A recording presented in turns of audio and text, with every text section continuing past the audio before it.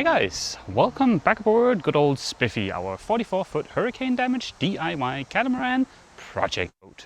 This week is hopefully going to be our last week of riveting moving related content after our big move from Florida to North Carolina. We got to get all of those plastic boxes out of the blue truck. We have more in the storage unit. We also have a bunch of tools and stuff inside of the catamaran we need to get out of there. And hopefully by the end of the week, I'll reach some kind of decision of what CNC machine to go with. At the very top of my wish list for today is to find the Bosch charger for my power tool batteries. It's gotta be somewhere here inside of the boat. It's just, I have no idea where. Aha! Great success! Charger found. Now as far as the rest of the stuff up here in the boat, we better hold off until a little bit later today because I think I can get Danny to lend me a hand with the stairs. Hauling stuff down will definitely be much easier with the yellow stairs in place compared to just this ladder. We didn't really organize any of the stuff super well when we threw it in these black bins here, but yeah, now would probably be a good time to get organized.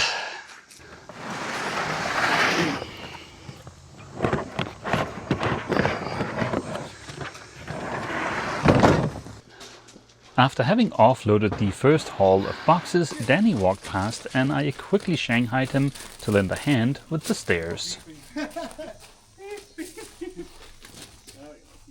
Spiffy is blocked closer to the ground here than she was down in Florida, so a slight modification to the stairs was needed. That is one step less I have to take every time I go up inside the boat. With the stairs painted in yellow non-skid OSHA paint and with a princess rail on the side, I feel much safer than scampering up and down that ladder. We packed up our little plastic shed that I'd used for chemical storage down in Florida. This thing came with the boat and I have no idea how old it is, but it is starting to look pretty crooked and beat up. Our little chemical shed here might not look like much, and also I don't think it is going to survive another move. It's getting a little rickety. I need to order some bigger screws to get the roof up here to attach, but yeah, it's a nice way to stay organized and also get the chemicals out of the tool trailer. Unfortunately, we seem to have ended up with an uneven number of legs for these shelves, which is less than ideal. I'm hoping the fourth leg will emerge once we start organizing everything. We packed all of our chemicals in the same black boxes we packed everything else in. It seemed like a nice way to contain any spills and keep everything somewhat organized.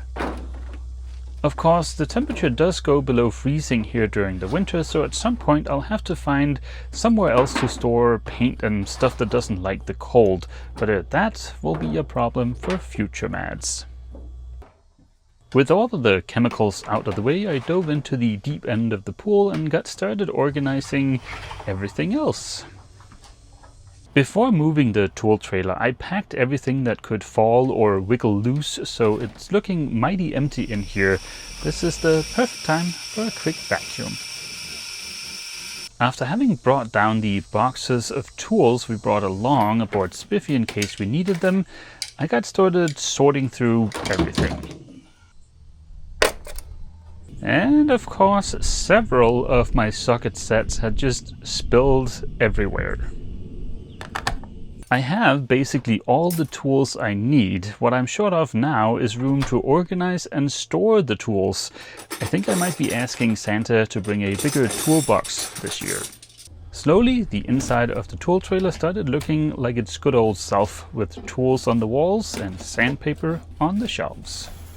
Right before I left yesterday, it started pouring down, which reminded me that we have this giant gutter here in the middle of the boat. I believe the purpose of the thing is to stiffen up the boat, and then also it hides the lines that go from the mast to the aft end of the cockpit. So we definitely need the thing, but it would be nice to not get rained on. During the unpacking process, I found one of these threaded doohickeys. The little hose bar up here is A little bit too small, but that seems like something a 3D print could fix. So I made this doohickey in Fusion 360. The only slightly annoying thing is that apparently the threads library in Fusion 360 doesn't have NPS threads. So yeah, we'll see if this works out. I know I can model my own threads in Fusion 360, but I'm not really looking for that much of a commitment. It's all plastic, and if I can just force it together and it's watertight with a bit of sealant, then I'll be happy. So let's give this a go. The tool trailer is really starting to come back together. It feels just like being home again, but it looks like we have 21 minutes left on the print. Like any cooking show worth its salt, I've gone ahead and cheated a little bit and printed out 3 plugs without threads.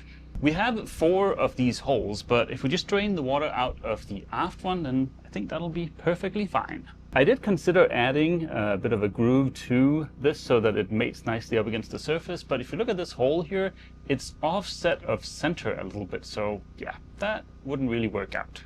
I am running dangerously low on TotalBoat seal, but I think I have enough here to get these sealed up. And one little additional detail about this is that it is going to be glow in the dark.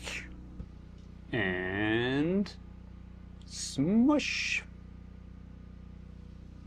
And thanks to some YouTube magic, it is exactly 21 minutes later. The threads in my 3D printed doodad here are BSP threads, British Standards Parallel Threads. They're not compatible with NPS threads. I think one is 55 degrees, the other 60, something like that. But I figured because they're both just plastic doohickeys and yeah, with a bit of brute force, maybe we'll be able to make it work. I made a 1-inch thread in Fusion, but then in my slicer, I bumped this part up by 0.2 of a millimeter just to give myself a little bit of wiggle room. But yeah, I was starting to bind up now, but I think that will work perfectly fine. And smush. I'm pretty sure I have a little piece of hose we can attach to the hose part and then just run it out here so that the water gets out of my way. But let's let that sealant cure first. Something I need to get a little bit better at now that we have moved here to Oriental is to make sure I keep consumables, so that could be stuff like sandpaper or epoxy or, for instance, chip brushes in stock. It takes a little bit longer to get stuff here than it did down in Florida. Down there, Amazon was typically next day, but up here it takes about 3 days or so to get stuff from Amazon. But also in Florida, if I'd forgotten to order something, usually I could swing by somewhere in the morning and pick it up. That's not really an option here. The closest thing we have is, for instance, Lowe's in New Bern, but it's about 35 minutes from here, so that would be a lot of wasted time to have to drive there just for instance, chip brushes. Don't get me wrong, I vastly prefer it up here, and if the cost of being a little bit more rural is having to stock a few more items, then that is perfectly fine by me. I am almost done with the whole moving in process, but I found a couple of items during the whole unpacking that it would be nice to get installed. I have these 2 fire extinguishers we picked up to be US Coast Guard compliant when bringing up Spiffy. We might as well get these installed somewhere here under the boat just to have them be handy. They're certainly not going to do any good sitting in a box. And I've put the other one over here so you can see it out from outside of the boat. So in case anybody ever needs one, maybe they'll remember that they've seen one right here. A while back, I installed solar panels on the tool trailer here. And I built this aluminum frame here, and also the supports here, I welded those. And I'm happy to report those survived the trip up here. But when I installed the solar panel, there was one thing I forgot to order and install. And that was this thing, a shunt, so that we can keep an eye on the state of charge on the 10 kilowatt hours worth of lithium we have inside of the tool trailer. I don't know why everything has to look more and more like a freaking spaceship nowadays, but let's get this thing installed. So far, so good. I got the shunt tossed in there. I've configured it, meaning told it that we have 400 amp hours of battery at 48 volts. And it's saying we're at 100% state of charge. It's also giving me a battery calibration error. Let's see if we can get rid of that by simply just disconnecting shore power and letting it discharge and charge for a little bit. With the current load on our system, it looks like we're going to be discharged in about 4 days. Let's see if we can speed that up a little bit. That'll do it. Now we're down to 11 hours. So running the air compressor took off 1% of our state of charge, if this is accurate. But that's okay. I can leave the trailer disconnected for a few days so we can see if the shunt is actually working. But what I want to get rid of is the incessant beeping. I don't know if the mic is picking it up, but there's something beeping at me. And I thought it was this battery calibration thing for a little bit, but it turns out there's a different alarm in here. I figured there must be some kind of configuration that has the shunt thinking that it's connected to a nominal 12 volt system. So I've been scrolling around to my heart's content in here to see if we could find anywhere to set this as a 48 volt system. But so far the only thing I've come up with is to go into the alarms and then under the alarm change it to a, oops, that was the temperature, that wasn't the one, this one. Change it to a 48 volt systems. That seems like a bit of a clunky way to do it if you ask me, but yeah, I changed both the high and the low voltage alarms and now we got rid of the beeping, so we'll leave it disconnected from shore power and see if it works. I am almost done moving in and getting organized. There's still a little bit of stuff up inside the boat, stuff that should probably go to our storage unit, stuff we won't need here for the next few years at least. But hauling that heavy stuff to the storage unit, I think I'll hold off until Ava is back, because hauling heavy stuff is such a fun couples activity and I don't want her to feel left out. Before calling it quits for today, I'd love to get plywood on the top of this guy so we have yet another surface to abuse here in the workshop. I think my little rack thing here turned out fairly well. If I could change one thing, it would be to give myself a little bit more room here so that it's easier to grab the other end of it when you're pulling it out. Right now I just have to go on either side and it's fine, but yeah, it was a little bit of a compromise also because I didn't want the thing to get super tall overall. I brought along the little fiberglass rack doodad I made down in Florida, but I don't think we're going to put it back on the big table. This table is going to get used for all kinds of stuff, so inevitably there's going to be some grease and oil on there. Same thing happened down in Florida, which meant every time I needed some glass, I'd have to put some plastic out or something to not contaminate the glass. Really, what would be awesome is a dedicated little fiberglass cutting area, but I just don't really have the room for it because this aft section here gets wet when it's raining sideways. So I think the best I can do for now is just to put the rack on the rack. As the astute will no doubt have noted, we have one less rack for fiberglass here compared to down in Florida, simply just because I didn't want to move this out far enough that I could get the full height. So this will have to do for now. I took the CRV here this morning and the stuff that's in here represents the very last bit of stuff we need to move in, so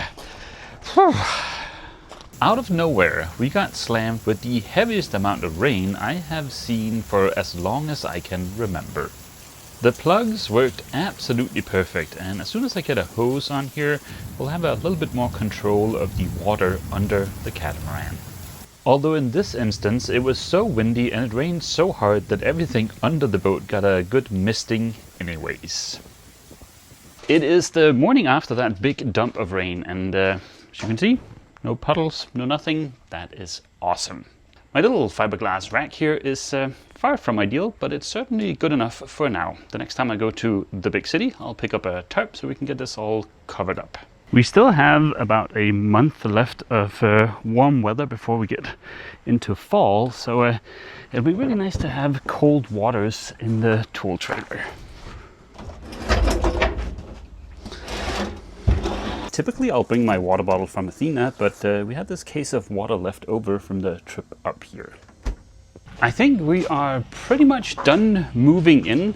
The last thing I can really think of that we need to do is to move our internet box up inside of the boat, because here under the boat there is basically no signal, and up there there's 2 bars of 5G. So we need some power inside the catamaran, and also afterwards we need to move our security cameras down under the boat. On our future to-do list is also to figure out what to do about the escape hatches. If it requires copious amounts of hammering to escape in an emergency, it might be time to consider options. I reused the foam from down in Florida to try and keep the bugs out, and connected shore power to our power station that we'll then use to power the internet, so we have internet in case the power goes out. I'll go ahead and add the rest of our cameras to our new location here in Oriental, and this is not because of security really. This is a small town, the yard is fenced off, and also there's security here, so yeah, I don't think we're gonna get any unscheduled visits. The cameras are more so that I can just keep an eye on everything, so that when I go home at night I can check to see that I actually remember to close the big sliding door or the tool trailer, stuff like that. It is official. We are now 100% done moving in, and yeah, next week we can get back to actually working on the boat. Whenever I return to working on the boat after having done other stuff for a little bit, there's always a period of time just spent getting up to speed, but we have some good projects lined up, so hopefully we'll be back up to full productivity very soon. There's a lot of stuff on the to-do list for next week. I want to start fixing the cracks we have up on the deck so that we can get that all nice and sealed up. I also want to start working on the cabin tub where that new eyebrow is going to sit, just so that the surface is ready for us to start the eyebrow project. Also, I have figured out what CNC machine I want to go with. Now I'm trying to figure out where I can store the thing, because I can't store it here under the boat. It's gonna start rusting real soon. So yeah, we can't do that. But also next week I wanna start spinning up the project of like sandblasting the hull below the waterline. If you guys recall, we have a bunch of tiny little pinholes below the waterline, and I want to get those fixed and get the hull faired before we can apply copper coat.